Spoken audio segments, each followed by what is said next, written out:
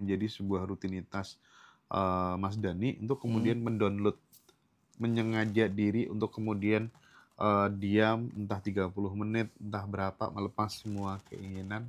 Ada Oh, kalau itu sebelum tidur sih. sebelum tidur? Kalau itu wajib ya, melepaskan semuanya. Segala urusan, emosi, keinginan, diri saya sendiri saya lepasin. Cara ngelepasinnya, toolsnya pakai apa? Declare aja, menyatakan. Oke, Bahwa- contoh? Ya contoh.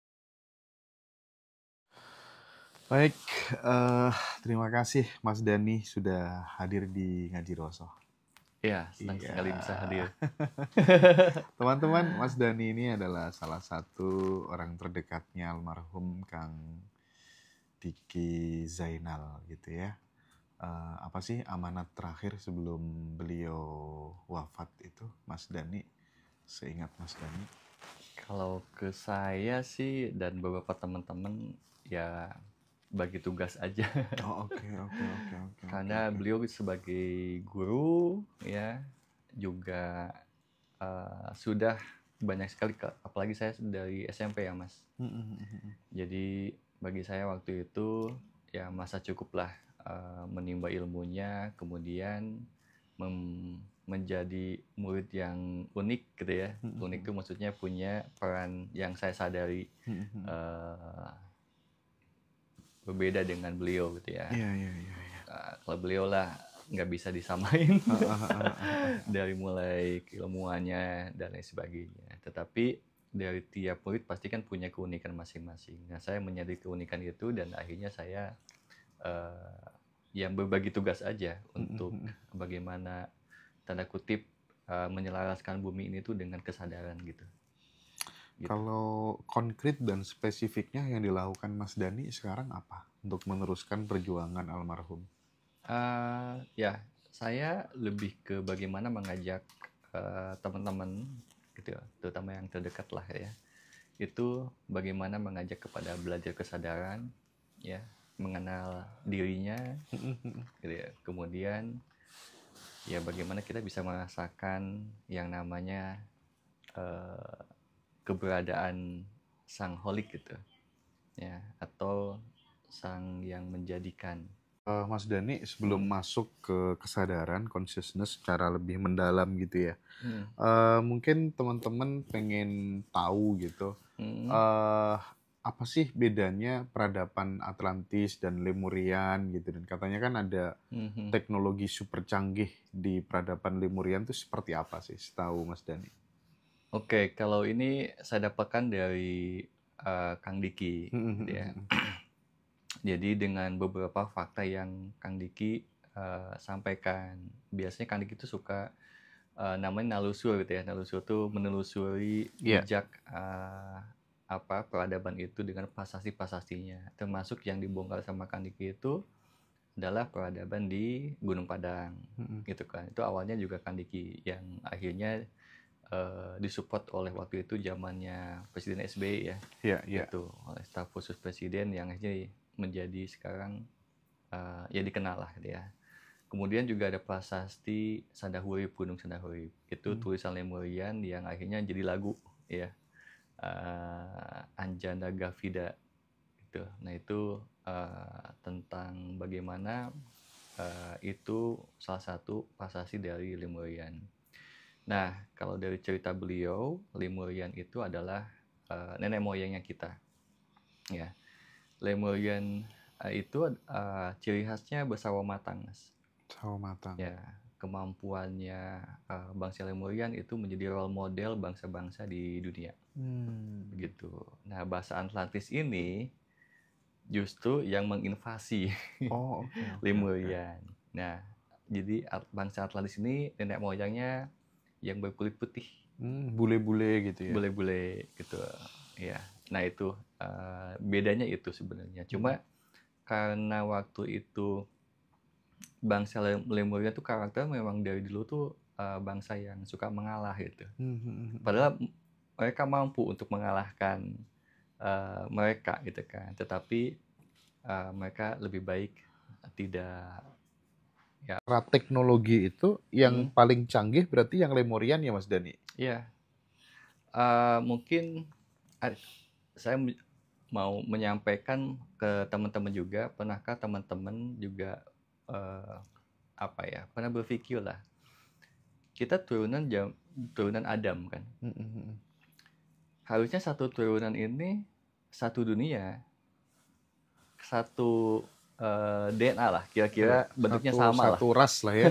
Bener nggak? Iya. Tapi kok bisa beda-beda? Ada bule, ya, ada kulit kuning, ada kulit merah, ya, ada bangsa Arab, ya, Negro dan segala macamnya gitu. Nah, pernah nggak berpikir seperti itu? Iya. Kan harusnya kan sama kan gitu. Ya, banyaklah mungkin menyampaikan tentang teori evolusi gitu kan ya. Tapi ya evolusi juga perlu dipertanyakan kan. Ini kalau dari dulunya gimana caranya bisa berbeda begitu. Ya. Nah, salah satunya adalah ada bangsa Lemurian yang bersawo matang gitu ya. Dan itu juga nggak pernah hilang ya, sampai sekarang juga ada gitu ya. Kemudian juga bangsa kulit putih ya, bangsa Atlantis. Jadi dulu tuh ada bangsa Albina, nenek moyangnya bangsa Arab, Indarina, kemudian Kaina, bangsa Cina, gitu, Negrida, gitu, dan lain sebagainya. Dan mungkin kalau cerita tentang ini mungkin ada muridnya yang lebih bisa menerangkan ya catatan-catatannya. Cuma dari sini adalah sebenarnya bisa kita memakai pikiran kritis gitu ya. Jangan-jangan dulu teknologi cloningan itu sudah ada. Gitu. Nah, siapa yang mengcloning ini semuanya? Dan kapan ini terjadi? Ya. Nah, kalau ini boleh dianggap dongeng dulu ya. Nah, kalau yang saya tahu ini mulai dari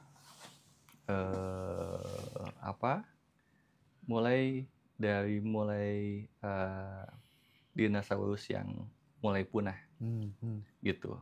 Jadi ada bangsa dari keturunan langsung Nabi Adam, gitu ya. Nah, keturunan langsung ini, ya, akhirnya lepas, ya, karena ada meteor yang jatuh, gitu kan, dan punah di sana, gitu. Dan akhirnya keturunan Adam langsung tuh pindahlah ya di bumi ini. Kemudian pindah, kemudian akhirnya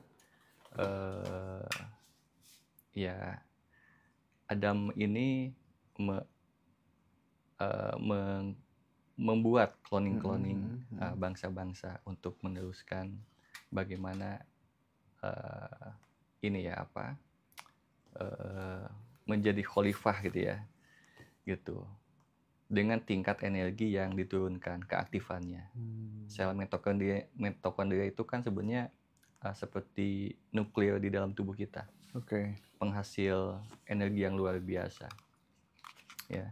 Tapi itu diturunkan dari kaum yang keturunan Adam langsung, ya, yang kemampuannya 90% ke atas gitu ya. Ini bangsa Lemurian yang role modelnya tuh dari 40% itu.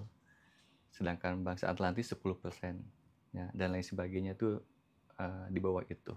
Jadi yang jadi role model itu adalah nenek moyang kita. Berarti lebih dulu Lemurian ketimbang Lemurian, iya, jadi role modelnya dulu. Kemudian yang lainnya menyusul, tapi jadi satu timeline sih gitu, yang bekerja sama antar bangsa itu berbeda-beda gitu.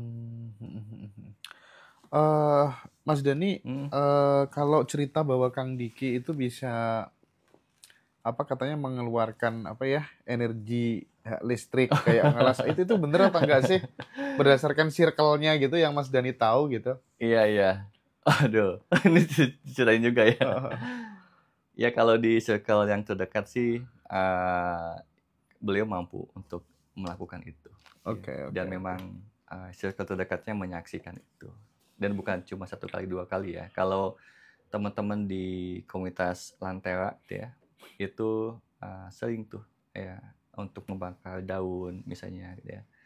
Biasanya untuk kayak semacam tanda kutip lah, bagaimana mengkoneksikan dengan semesta lah, blending tuh gitu kan. Simbolisnya misalnya tuh dengan membakar daun dengan energinya gitu. Itu gimana penjelasan rasionalnya gimana Mas Dani? Kenapa kemudian tangan bisa ngebakar kertas, bisa membakar daun tuh gimana? Ya, di kita kan ada sel mitokondria itu, ya. Nah, beliau termasuk yang sel mitokondrianya itu aktif banget gitu, Oh. ya, kemampuannya itu, dan bisa mengeluarkan hawa panas yang bisa difokuskan.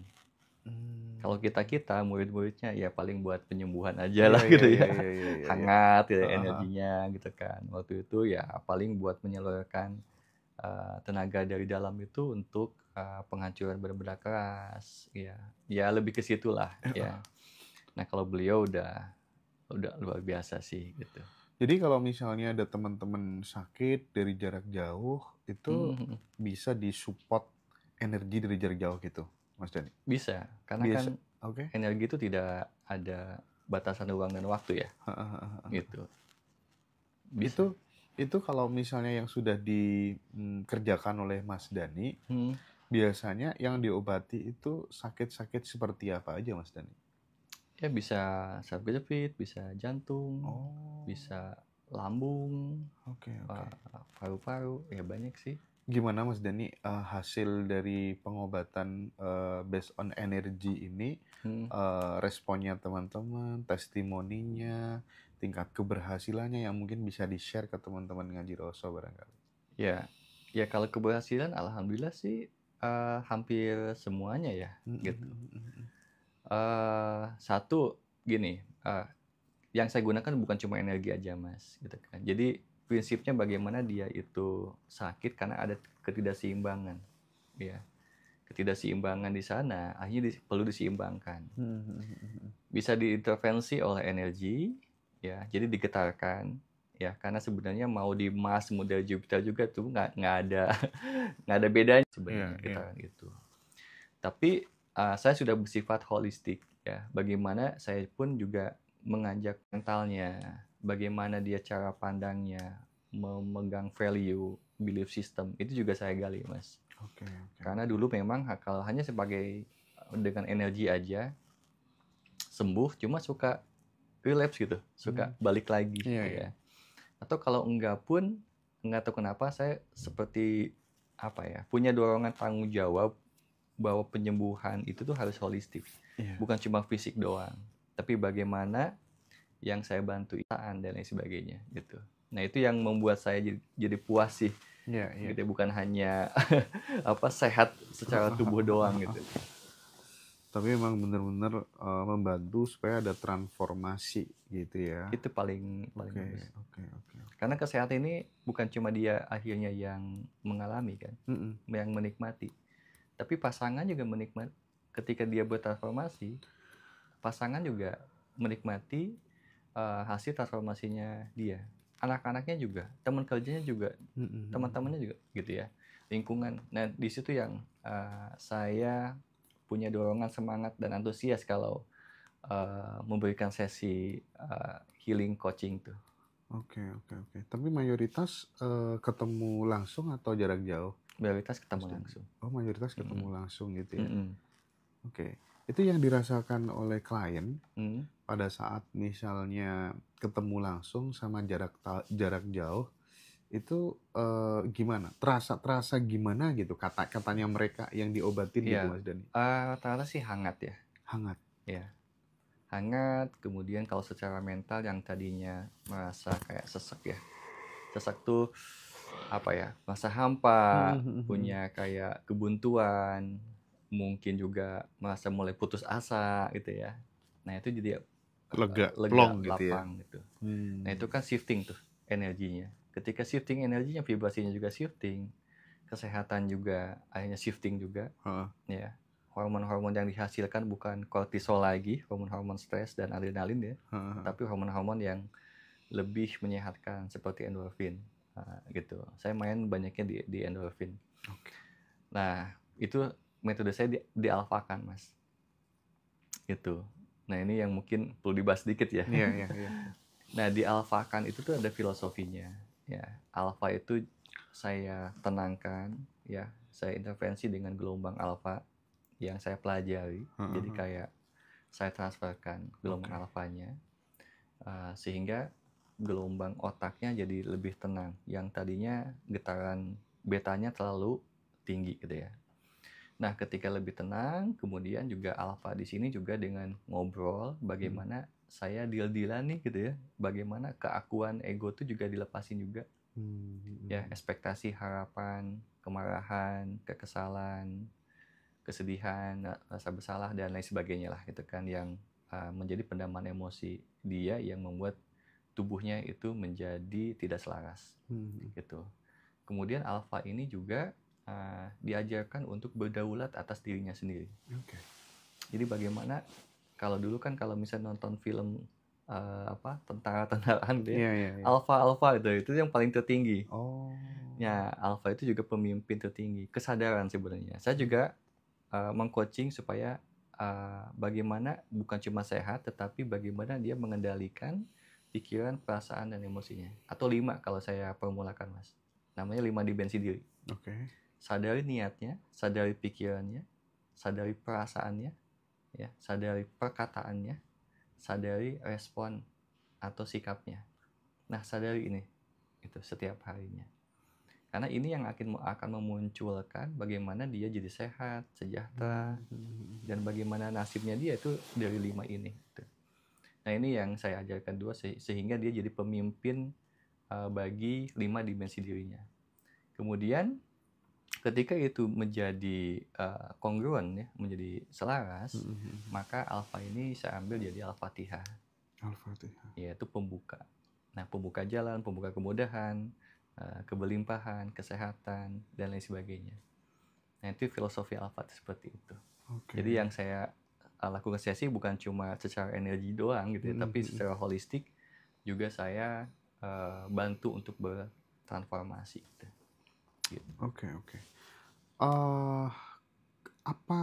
Apa perbedaan gitu ketika kemudian Mas Dani kan senantiasa menekankan tentang pentingnya kesadaran menjadi sang saksi gitu, sang penyaksi begitu ya.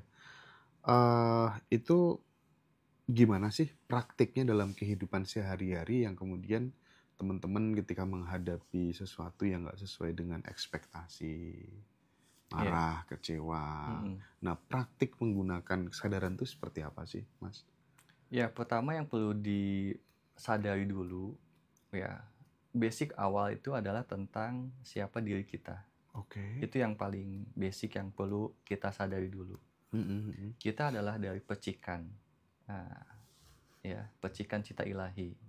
Ya, kalau ateis mungkin bilangnya ya percikan semesta lah gitu ya. Yang tiba-tiba hadir gitu ya, yang menghidupkan itu. Nah, ketika menghidupkan ini diberikan jasad, ya, bahwa dengan rangkaian semua elemen jadi wadah dan kemudian akhirnya dihidupkan. Ya, dihidupkan oleh sang hidup itu sendiri. Sang hidup itu siapa? Ya, dari yang sumber hidup itu sendiri. Gitu. Ya, jadi diri kita adalah yang sedang menepati atau yang meliputi malah, yang meliputi tubuh ini. Nah, aslinya kita adalah itu. Aslinya kita dan fitrahnya kita adalah berasal dari Sang Maha Pengasih, Maha Penyayang, Maha Sekelapangan, Maha segala-galanya, ya, yang tak terhingga, gitu. Yang sedang diperjalankan, di muka bumi ini. Nah, kalau kita misalnya analoginya orang-orang mau kayak dikirimkan tugas keluar kota oleh perusahaan, ada perjalanan, ada bekal nggak, Mas? Ada bekal ya. Nah, apalagi yang Maha Kuasa ini, ketika diperjalankan pasti ada bekalnya. Artinya semua perjalanan kita tuh pasti dibekali, kan? Semuanya bakal baik-baik saja. Kita aja kalau kita ditugaskan oleh perusahaan atau siapapun pasti dibekali, dan supaya apa? Supaya baik-baik saja kan. Nah, apalagi ini yang Maha ini. Masalahnya adalah percaya apa enggak. Gitu kan. Kalau memang ketika dengan perusahaan kita terbiasa dengan materi atau wujud yang bisa kita lihat. Ada barangnya, perusahaan tuh ada orangnya, kan? Ada angkanya yang bisa kita lihat. Nah, ini masalahnya enggak, ya. Tetapi ya kalau kita menyadari ini, bahwa ini pun adalah ada jaminan untuk bagaimana menjalani kehidupan, ya, maka akhirnya kita tidak akan banyak protes gitu atau so tahu, yang dampaknya akhirnya kita menimbulkan emosi kan, atau penderitaan, ya, dan lain sebagainya. Itu dari mana asalnya? Dari penolakan-penolakan kan, atau dari kesotauan kita. Oke. Kalau kita sudah memahami aja bahwa semuanya sebenarnya sudah jadi alurnya, bahwa kita percaya bahwa ada solusi di balik masalah misalnya, dan lain sebagainya.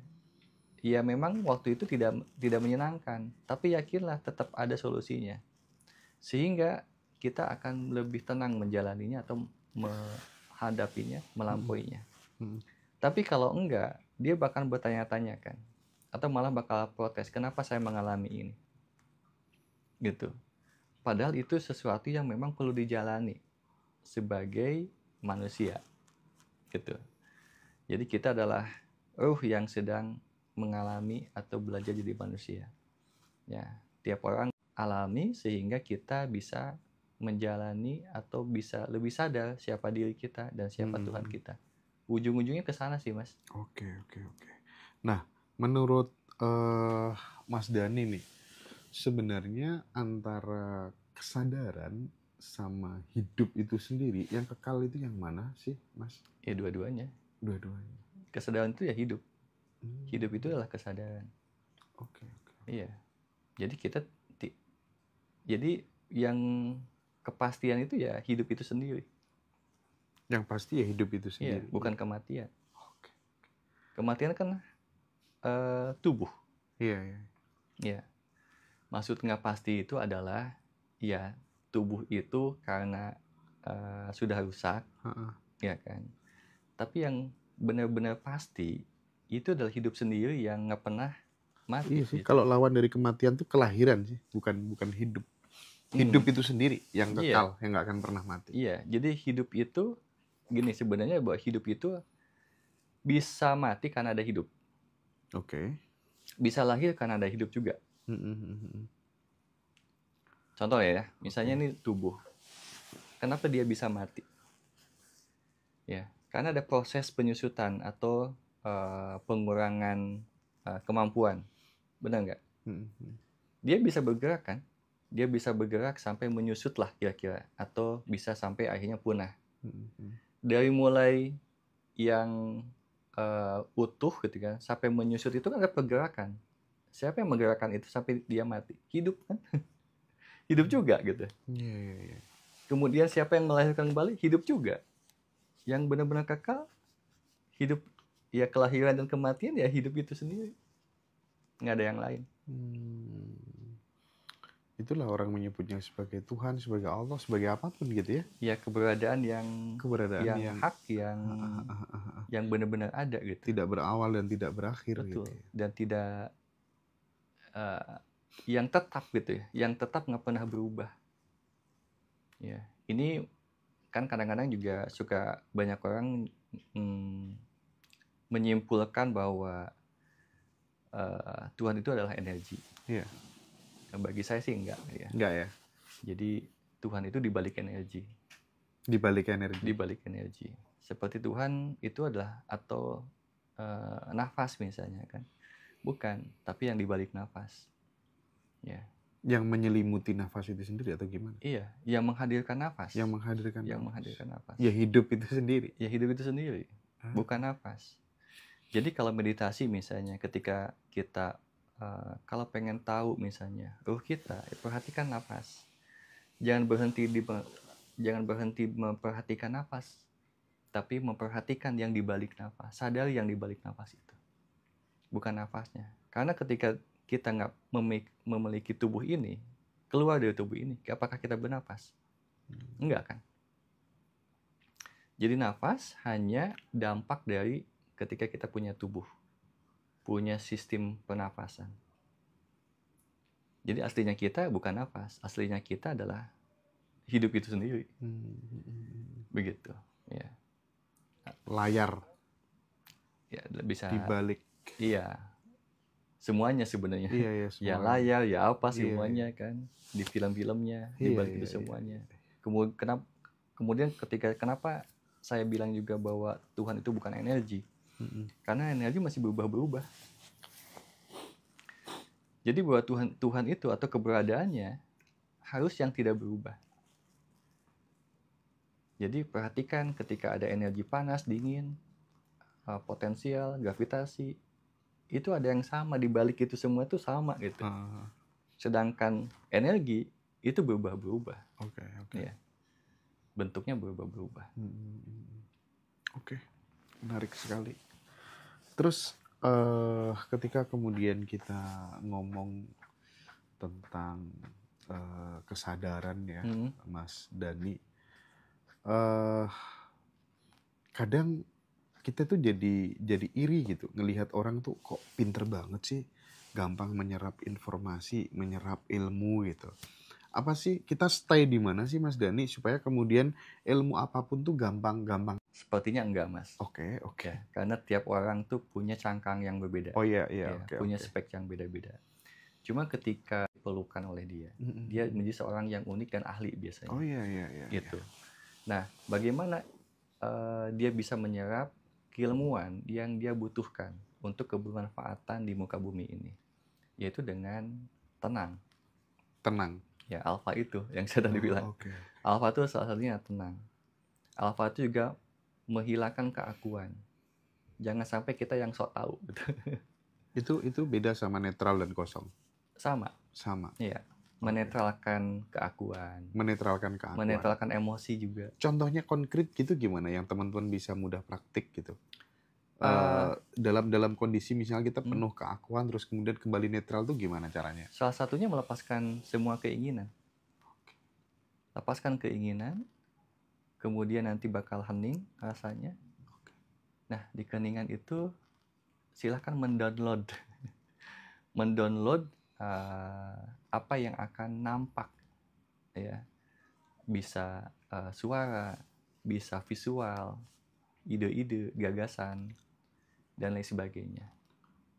Pada saat hening itu otomatis mendownload sendiri, mengisi sendiri? Mendownload sendiri, ya. Tanpa kemudian diupayakan apa-apa? Enggak. Ya, benar-benar diam aja gitu. Diam aja gitu ya? Diam, nanti masuk gitu. Masuk, ya. Ya kalau teman-teman kuat-kuat tuh dari situ tuh. Dari hasil duduk di teras gitu.